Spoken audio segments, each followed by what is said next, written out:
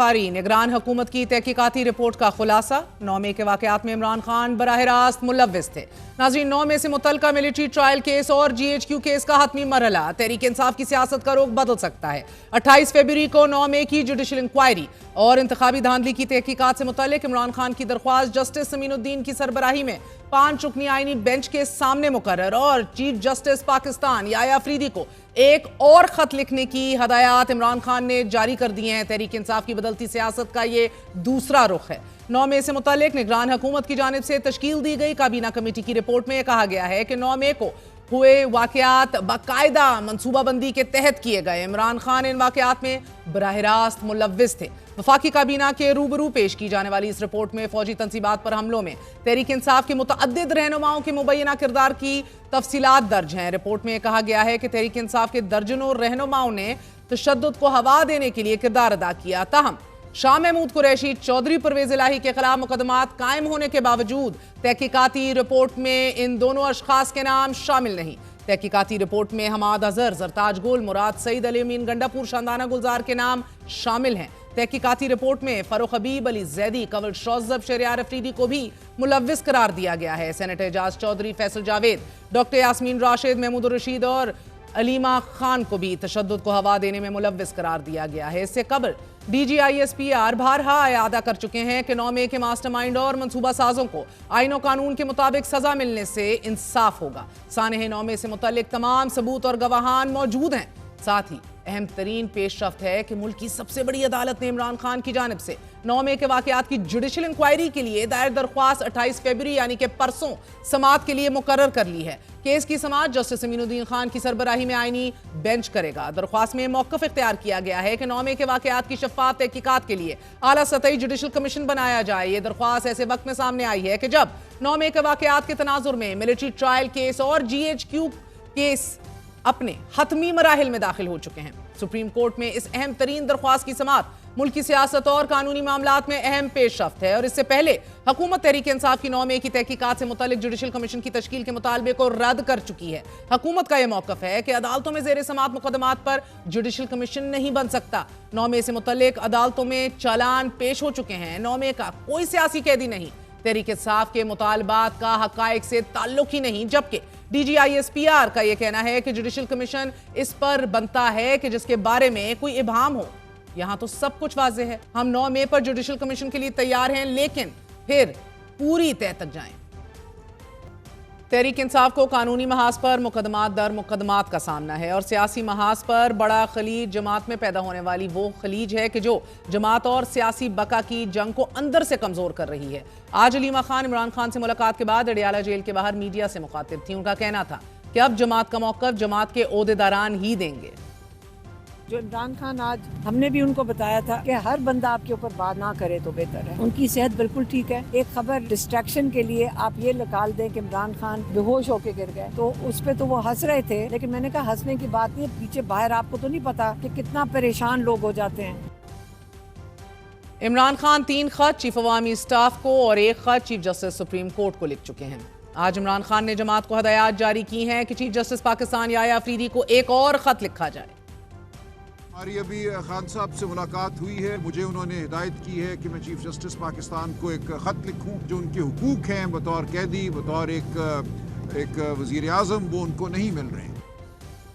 कानूनी जंग, खतूत का सिलसिला, एहतजाज और अपोजिशन इत्तेहाद तहरीक इंसाफ सियासी बका की जंग में हर फॉर्मूला आजमा चुकी है कि जो अब तक कारगर साबित नहीं हो सका। संगीन मुकदमात में पेशरफ्त भी तहरीक इंसाफ के हक में मुस्बत नहीं। क्या GHQ हमला केस का फैसला तहरीक इंसाफ की क़यादत के लिए सियासी बका का एक और मुश्किल तरीन मरहला साबित होगा? हमारे साथ मौजूद हैं नुमाइंदे ख़ुसूसी दुनिया न्यूज़ अहमद भट्टी साहब। भट्टी साहब, बहुत बहुत शुक्रिया साथ देने का। 10 दिन बाद कल फिर समाअत होने जा रही है। GHQ हमला केस की अहम तरीन समाअत है। हम देख रहे हैं कि ना सिर्फ आपकी गवर्नमेंट की 9 मई की वायलेंस रिपोर्ट सामने आ गई है, पेश की गई है काबीना को, दूसरी तरफ आपकी मिलिट्री कोर्ट का ट्रायल भी सुप्रीम कोर्ट में तेज़ी से आगे बढ़ रहा है। क्या एक्सपेक्टेड है सर? ये आर बाजार का 708 नंबर की FIR है, GHQ हमला केस। इसमें अब तक 9 बाकायदा समातें हो चुकी हैं, जिसमें प्रोसिक्यूशन ने इसको 3 मरहलों तक इसको बाकायदा ख़त्म कर लिया और अब टोटल प्रोसिक्यूशन की जानब से 5 मराइल में इस केस के लिए रखे गए थे, जिनमें 3 मराइल में मौके के गवाहान के बयानात ہو چکے ہیں، وہاں سے ملزمان کی گرفتاری کا ہو چکا ہے، شواہد ہو چکے ہیں، ریکارڈ پیش کیا جا چکا ہے، اور اب چشمدید گواہان اور ریکوری کی شہادتیں بھی ہو چکی ہیں، اور اب کل کی جو سماعت ہونی ہے وہ 10ویں سماعت ہے، اور اس تک ابھی 25 گواہان جو ہیں وہ ریکارڈ ہو چکے ہیں۔ کل 108 گواہ ہیں اس مقدمے میں، اور پروسیکیوشن کا ذرائع کہتے ہیں کہ ہم 52 گواہان کو پیش کریں گے۔ یہ پروسیکیوٹر آپ کے جو ہیں وہ سید ظہیر شاہ صاحب بڑی تگڑی تیاری کے ساتھ آتے ہیں۔ عمران خان صاحب نے 25 وکیل رکھے ہوئے ہیں۔ یہ وکلا صفائی کی ابھی تک کوئی آپ کو پروگریس یا کوئی ایسی زبردست قسم کی کوئی تیاری دکھائی دی ہے؟ ابھی تک کوئی اس طرح کی وکلا صفائی کی جانب سے کوئی تیاری نظر نہیں آئی، کیونکہ انسداد دہشت گردی ایکٹ کے مطابق اگر آپ گواہان پہ 2 سماعتوں میں جرا نہیں کرتے اور اپنا حق جرا کھو جاتے ہیں، جو کہ انہوں نے نہیں کیا، تو حق جرا کھو دیا۔ اب علی امین گنڈاپور اور شہریار آفریدی کے حوالے سے جو گواہان پیش ہوئے تھے ان کی کل اور اس کے بعد جو سماعت ہوگی، یہ 2 سماعتیں ان کے لیے موجود ہیں۔ یہ اب پروسیکیوٹر کے پاس، پروسیکیوشن کے پاس حق ہوگا کہ اگر وہ درخواست دیتے ہیں تو عدالت ان کا حق جرا ختم کر سکتی ہے۔ نہیں تو کیا توجہ نہیں ہے عمران خان اور یہ باقی 118 پوری قیادت موجود ہے اس کے اندر تحریک انصاف کی اس کیس کے اندر؟ سر اس میں جو ہم وہاں کورٹ میں دیکھا تو وہ پہلے 2-3 سماعتوں میں تو شور و غوغا ہی کرتے رہے، جس پر عدالت نے بھی ان کو شٹ اپ کال دی، اور اس کے بعد 2 وکلاء کے داخلے پر پابندی انہوں نے عائد کر دی۔ پھر فیصل چودھری جو تھے انہوں نے بڑا سخت ریئیکشن دیا اپنے وکلاء کا، کارکنوں کا، کہ آپ خاموش ہو جائیں اور اس کیس کی سماعت کو چلنے دیں۔